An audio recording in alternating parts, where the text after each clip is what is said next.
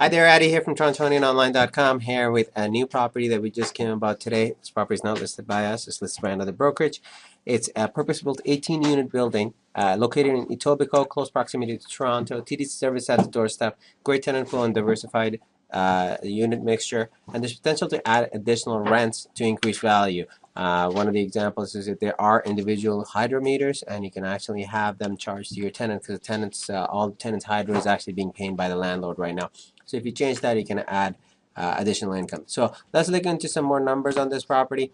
The First of all, I've changed the format of our sheet that we usually use. So this is a little bit more detailed. So hopefully it will help you better understand the project. So the potential income, rental income on the property is 186,048. Vacancy credit, which is set up at 2% right now. So you can see. Actually, let's just run through the numbers over here first. So your rental growth rate, because this one is a multi-year one that we're going to be using, at 2%. Now rents are controlled by landlord and tenant board, and for 2012, the rent increases are at 2.7%, but we're using conservative numbers at 2%. We're also expecting the expenses to grow at a 1% per year. Capitalization for the resale purposes, we're using a 5%. The down payment, which the system is going to calculate, which is going to be 640,000. So let's look at the income. Potential income for the project is 186,000. Vacancy, which is at 2%, actually 1.9, 35. Operating expenses are 73,692, with the net NOI at 108,821. For debt service for year one, it's going to cost 98,676. We're going to look at the mortgage numbers in a second. So your cash flow before taxes works out to $10,145. Purchase and asking price is $2.2 million. Your closing costs, including your land transfer, is going to cost you $80,000 on this one. Closing costs, including lawyer fees, about $10,000, and the financing points, you're looking at about $49,500. Total acquisition cost is going to be $2.339 million. It's an 18-unit. Price per unit works out to $129,983.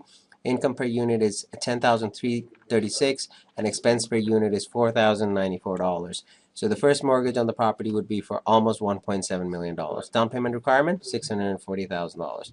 So assumptions, as I said before, we're looking at a rental growth rate of 2%, expense growth rate of 1%, capitalization rate of 5%, and this is for resale. We're going to see a little bit more about it afterwards, and you understand why it is 5%.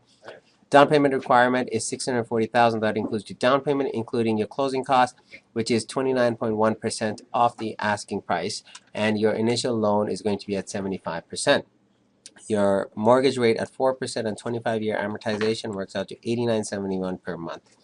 Debt coverage ratio 1.10. Anytime it's over 1, that's a good thing. It actually shows that you're actually going to be making money on this one. Loan to value ratio is 76, 68, and 54. This is year 3 and year 7.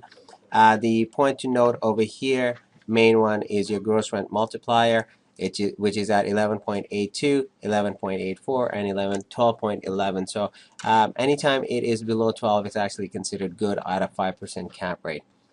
Next up is the cash flow analysis. So as I said before, this is going to be a per year breakdown. So for year 1, your rental potential income is 186,048. That's your vacancy credit, which is 3535. Effective gross income is 182,000. Less your operating expenses, and net operating income of 108,821. So according to this, you're going to actually have a cash flow before taxes of 10,145. Now in year 2, the numbers actually drop, and then they start increasing again. I don't know why it's actually dropping. I have to do a little bit more research about this one. I didn't realize this, but there's an increase in your annual debt service, which is jumping from 98,676 to 107,000. So you just have to do a little bit more research. Drop me an email and I can send you the answer. Now, if you were to resell this property, you had to put $640,000 down in the first year, so it doesn't make sense for you to sell it until year 4. Which you could see the same thing over here. In year 4, you stand to make $92,208. That's after paying all your expenses, etc. Financial measurements, as we were looking at the value of this property through gross rent multipliers, at 12 it would be 2.232. They are asking $2.2 million for this one right now. So gross rent multiplier is a little bit different than cap rates. If you want to find out more, just drop me an email and I can send you a couple of readings to do. Here's the rent roll summary. There's 5 2-bedrooms. They're charging $1,000 on average each, which works out to $60,000 a year. There are 12 one-bedroom, one washrooms, works out to the average of 817, and then there's one bachelor in there, so that's a total of 18 units, and you can see your unit mixture. So large number of units are 2 bedrooms, and the annual expenses. Advertising is at $250, insurance at $3,000, management fee working out to 4%. On-site management is $7,500. So between the two of them, you have $15,000 that is being spent.